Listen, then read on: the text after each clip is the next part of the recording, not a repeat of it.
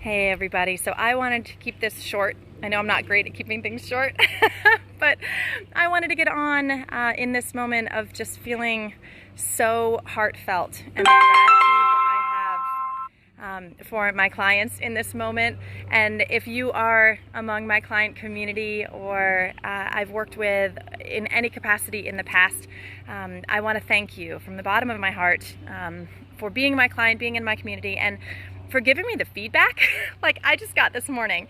It's blowing my mind, and most importantly, my heart feels like it might explode. I am so honored by the risk that people take in hiring me to be their buyer's agent or their seller's agent. And as I explained to her on the telephone, who says telephone anymore, by the way, on the phone, that real estate is so fascinating. So much of a therapist for people to walk them through the process, and you really have to have a high level of patience for that and a desire to be okay with that, to be in the type of real estate that I'm in. I'm not in a highly transactional, let's churn and burn baby, the more numbers I can crank out in a day, the better we all are. While there's a place for that for some people who are built that way, that's not how I roll. That's not what fires me up. That's not my why. And it's super important that we all work in our life towards fulfilling our why, right? My why is to make an impact in people's lives and to make an impact in their family through the purchase and sell of real estate, whether it's investment or whether it's their primary, whether they want to build a $10 million or $100 million portfolio, make cash flow, make a legacy, create any of, sorry, my phone is blowing up. I have to keep scrolling off all these alerts, or whether they're looking for a primary residence for their family and they're making a move into Arizona or out of Arizona. And I understand that while it's super important that we can do the numerical calculations, that we can talk about the strategy at a 10,000 foot view, we can look at the entire market and do an analysis of where it's come from and where it is right now and where we think it might be going.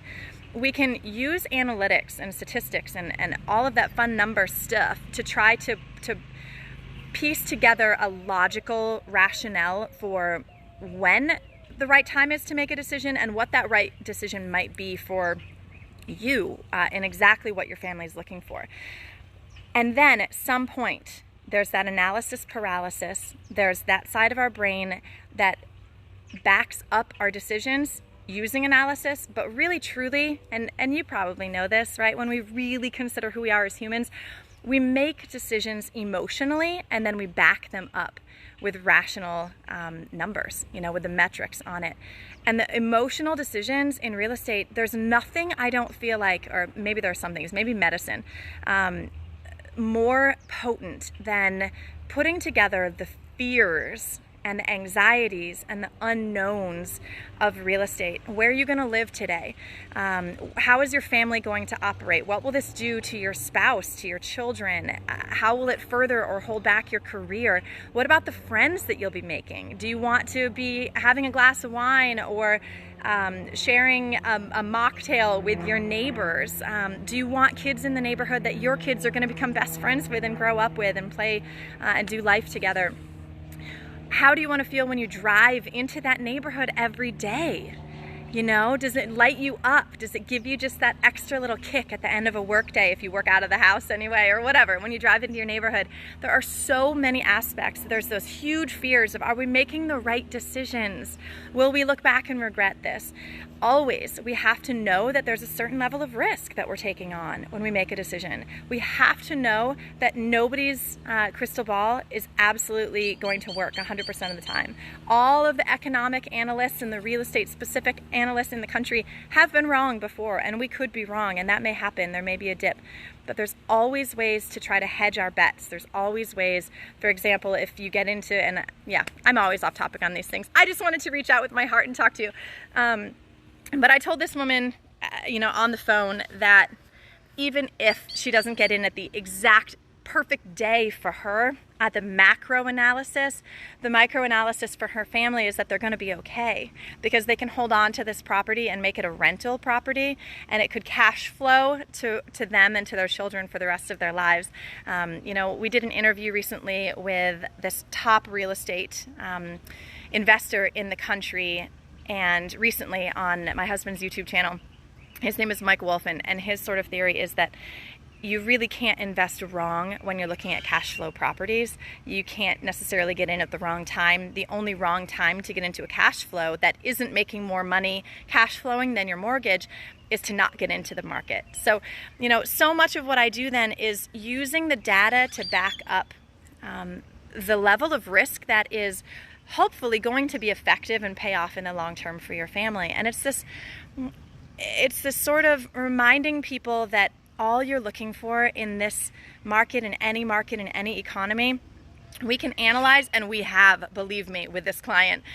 We've been analyzing at the highest levels, talking to different brokers, talking to different mortgage lenders with all different specialties from all over the country that they have met in their journey. And we're putting all of the data together, and the consensus at this moment is that the Phoenix market is going to be increasing. We can't say what it will look like 3 years from now or so, but we can say as of today, the projections are that it will remain strong.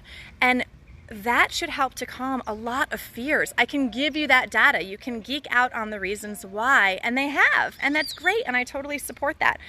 And there's this moment of feel the fear and do it anyway. And I'm here to help people to understand their family's needs and goals and what they love and what they don't love and what will make them happy on a day-to-day basis in a lifestyle, as much as making sure that the metrics are there.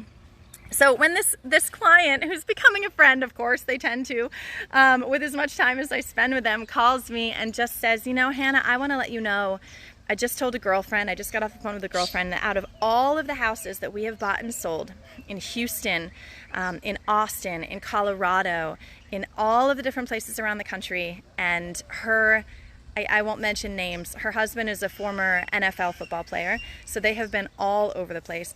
She said, in all of those places, and I'm literally going to choke up, we've worked with some amazing realtors, and I have to tell you that you are the best. It means so much to me. She says, I can tell that you really, really, really deeply care about us, and I can tell that the emotional component of helping walk me through all of this is actually something that gives you great pride and great joy. And you remind me of my dad, she told me. She said my dad was the kind of guy that actually paid a couple of different, he was in the oil business, and he paid a couple of different people through college and didn't even tell his family. She said her best friend told her many years later, after Dad had passed, that her father actually paid his way through college, and he never told the kids, and he told this friend of hers to never say anything. And she goes, Hannah, you remind me of him, because he was the person that everybody in the company would come to help solve their problems. And he was patient, and he was enduring, and he didn't allow them to jump off the cliff from fear, and he walked them back and soothed them and helped them to, with love and guidance, make decisions in their lives that would be beneficial to them and to those around them. And he did it from this place of patience and tolerance and a real care for them. And she said, you remind me of my dad.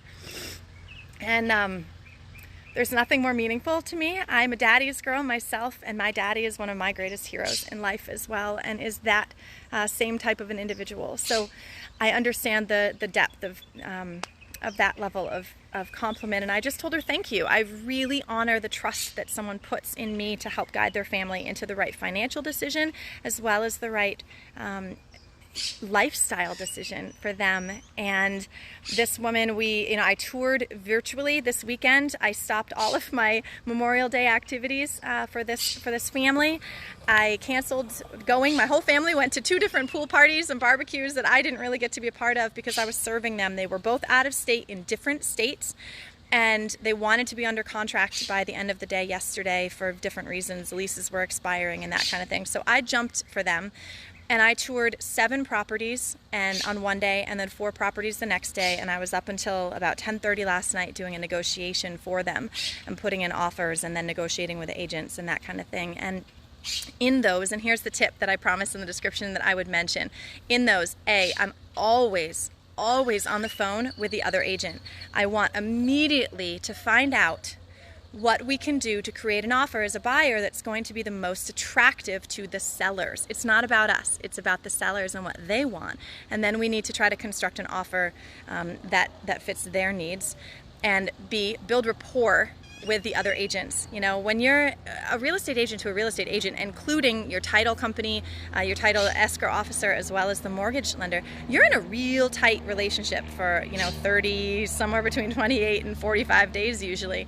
We want to make sure that that's someone that we want to work with. And if all things are considered equal in other offers, I want to make sure that they want to choose me. They want to work with me. They know that I'm a bulldog and that I'm going to do everything in my power to get this deal done, which serves everyone, right? But at the same time, I'm going to be pleasantly persistent, that I'm going to be respectful, and that I'm going to try to make it fun to get through this. Even when we make mistakes, which are inevitable, I'm going to make it fun, and we're going to have a bonding, good experience through that. So I always reach out and try to build rapport with that agent, as well as ask how we can serve the seller and construct an offer that's going to be the most likely to do that. It doesn't always work. In this market, it's highly competitive. There are, 10 plus offers that are being considered on pretty much every property right now. So we have to do different things to be able to cut through the clutter. And sometimes my buyers are not willing to do those things that it takes. I know usually what they are. Sometimes the other agent isn't willing to reveal that. And so we can't really create exactly the targeted type of an offer that we need to, or that we like to be able to win. But we do our very best. And the results, that whether we win an offer, whether we lose an offer, that they know, my clients know, that I am going so far above and beyond, doing 11 video tours within 24 hours and being up negotiating offers on a holiday at 10 o'clock at night is above and beyond, right? And through all of that, they know that it's not because they're a transaction to me, but because they matter tremendously. And that level of service and that level of caring for someone is my why.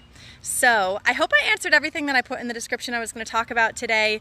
I am so thankful to be I'm so thankful you are willing to trust me, to all of my former clients, to all of my upcoming clients, to all of my current clients, with your life, with the decisions for your family that you're making, with your fears, with your concerns, with your joys, with your dreams, with the largest investment that your family will ever be making. I do not take it lightly. It is a huge honor.